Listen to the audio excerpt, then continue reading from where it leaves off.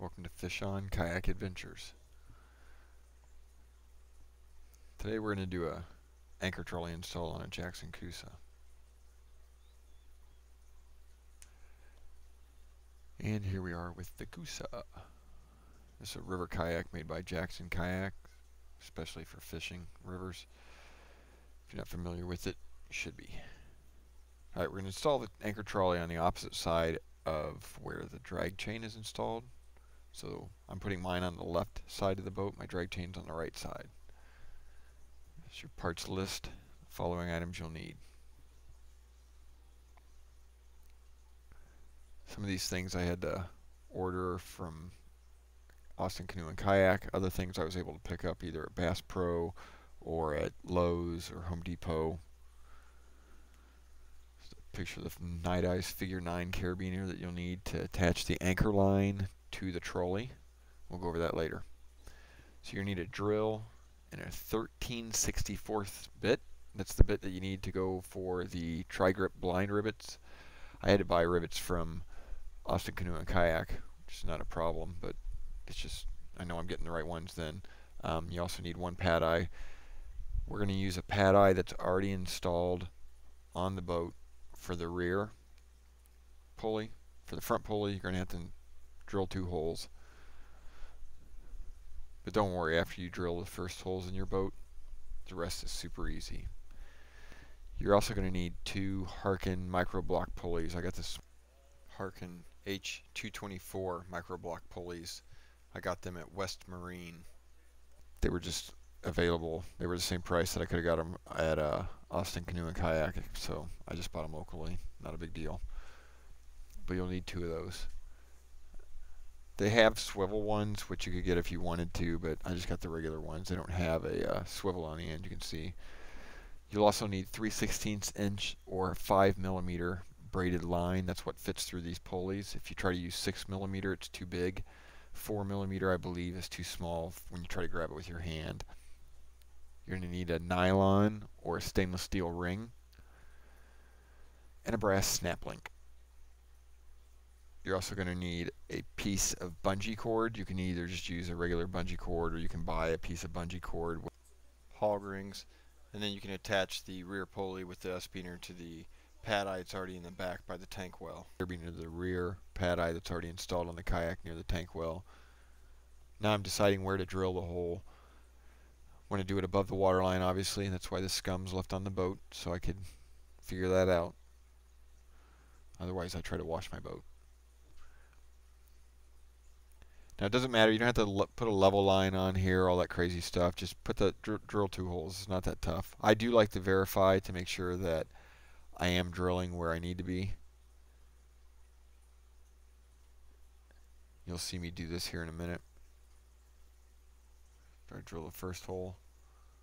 I don't drill through the pad eye. I remove the pad eye. You can see it looked like I was at first, but the drill bit doesn't fit through the pad eye hole and you don't want to drill it out any bigger than it is. So here, I've drilled the first hole. I'm using that as a reference mark to mark for my second hole.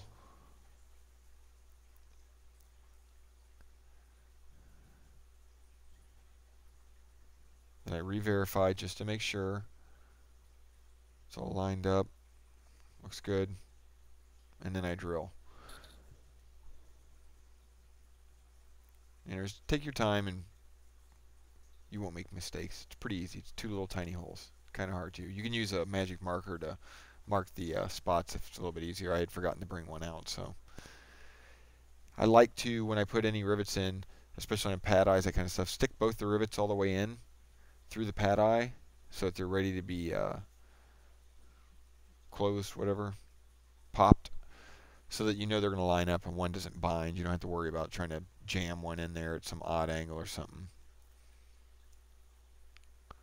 And here I'm verifying that I'm not over squeezing the rivet, and so that the rivet's completely parallel with the surface of the inside of the kayak when I squeeze it. It's 3 squeezes and then there's a score mark.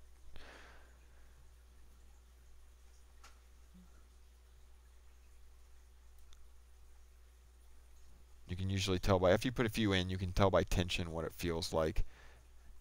And you'll see me rock the gun back and forth to snap the rivet off.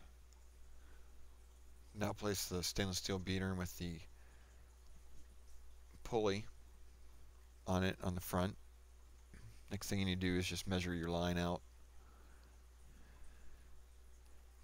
Tie stainless steel or your plastic ring to one side, your brass snap ring to the other side. Use whatever knot you wish. I like to use an anchor knot.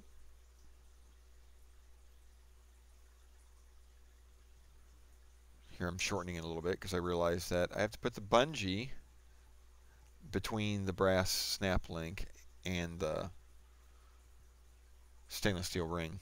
The stainless steel ring is what you'll hook that figure 9 beaner to, and then you'll run the anchor line through the other part of that figure 9 beaner that I showed the picture of earlier, and that's how you'll attach. That gives you a quick release thing. And I put a float on the end of my anchor line so that if I need to, I can just unsnap that figure 9 beaner from my anchor trolley and drift off if I have a big fish on or something like that. It's more of a deal, I think, in saltwater than it is probably in freshwater, but when you're on the river, it's a big deal, because what I do with the anchor line here is use a Blakemore brush gripper to grab on the stuff that's overhanging the river, you know, limbs and logs or whatever that are up in the river, and then that gives you the ability to quickly disconnect from that if you need to drift downriver in case you catch a big fish or, you know, whatever. Here I've switched the anchor trolley. If you notice in the previous picture, the stainless steel ring and the bungee were on top. You want that to be on the bottom. That way the line that you pull is on top. You can see here the finished product.